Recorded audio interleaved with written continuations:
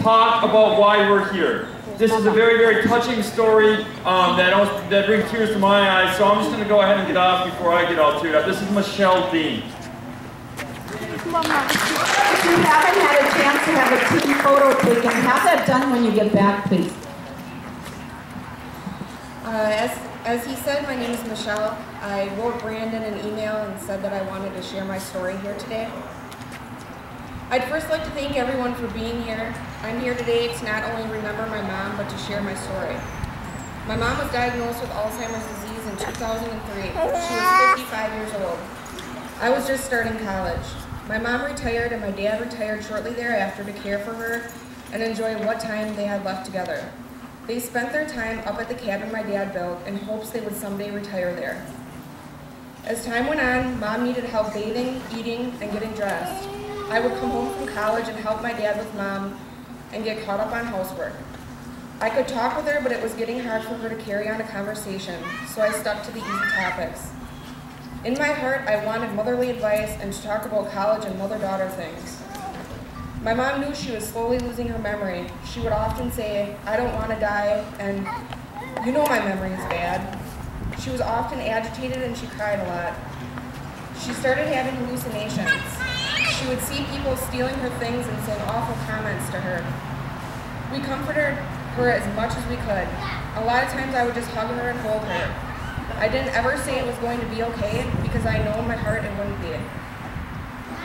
One afternoon, my dad had called me and said my mom was getting really bad. I drove home from Oshkosh, and I will never forget what I saw. My mom looked terrified. Her lips were cracked and dry because she wouldn't drink anything. She refused to take her medications and was so weak she could barely stand. I went up to her and hugged her and said, "Mom, it's Shell. Don't worry. I'm here." I cried for a long time as I held her and wondered what we were going to do. My dad could not keep her at home anymore. His job was done and it was time to find a nursing home. We took her to the ER to get rehydrated and I held her hand while we waited for the doctor to figure out what to do. She ended up being admitted to the hospital overnight, then was transferred to a nursing home near my dad. My dad and I would visit her often. I cried before I went in and I cried even harder when we left. It broke my heart that she had to stay in a nursing home. We eventually transferred her closer to me. Mom stayed at a wonderful Alzheimer's care facility in Sheboygan. The staff was wonderful, but it didn't make it any easier to visit. Before she was sick, she always had her hair just so, makeup perfectly applied and perfume dabbed behind each ear. Now she was in sweatpants, her hair was gray, and she would not have the slightest idea how to put lipstick on. As months went on, she got worse. She forgot my name and that she even had a daughter. In December, she went on hospice. As Christmas approached, she wasn't eating or drinking and became weak. The hospice nurse said he didn't think she would make it much longer.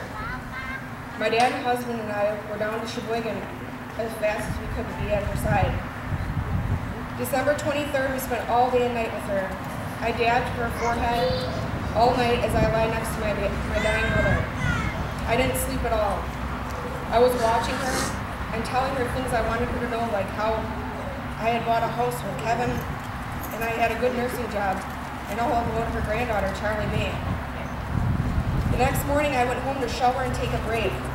I packed up some clothes and my computer to play music for my mom. I was 10 minutes away and my phone rang. It was the hospice nurse. She said my mom had passed away. I was so angry that I went home and so angry I was not with her. I finally got to the nursing home and went to her room. She was lying there, finally at peace. I kneeled by her bedside on that Christmas Eve and held her hand and cried. It was all over. My mom was gone and there was nothing I could do about it. It was a sense of finality I have never experienced in all my life. I lost my mom physically this past Christmas Eve, but I lost her mentally more than 8 years ago. Alzheimer's is not just about losing your memory, it's about losing your independence. For the family, it is about losing your loved one piece at a time. First, my mom forgot the small things like the name of my dog and where I lived. Then it was the things that really hurt, like my birthday, my name, and that I was pregnant with her first grandchild. My daughter Charlie May is now almost 1.5 years old. My mom held her but had never known her.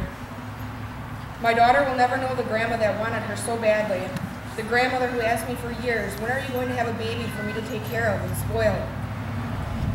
One of my most recent memories is when I went to Green Bay to pick out my wedding dress, and the store was filled with mothers and daughters happily picking out dresses to try on. I took my good friend and told her I wanted to get this done as soon as possible. As I was in the dressing room and the attendant was zipping me up, she said, "You don't seem very excited." I replied, "I'm not. For years I dreamed of my wedding dress, as most girls do, and always wanted my mom to be there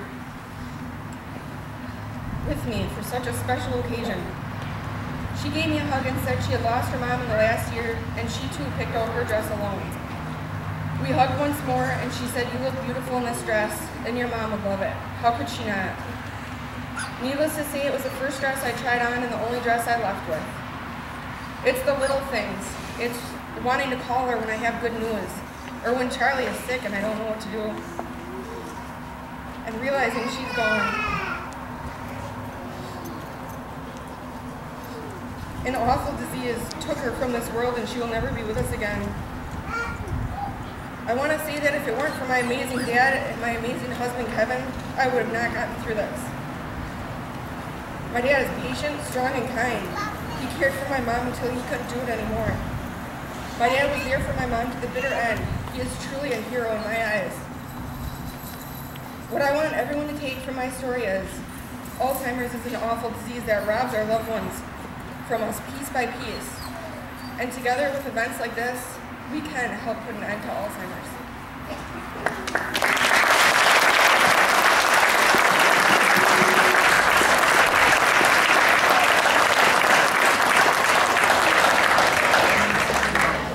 Yeah, I think we're all kind of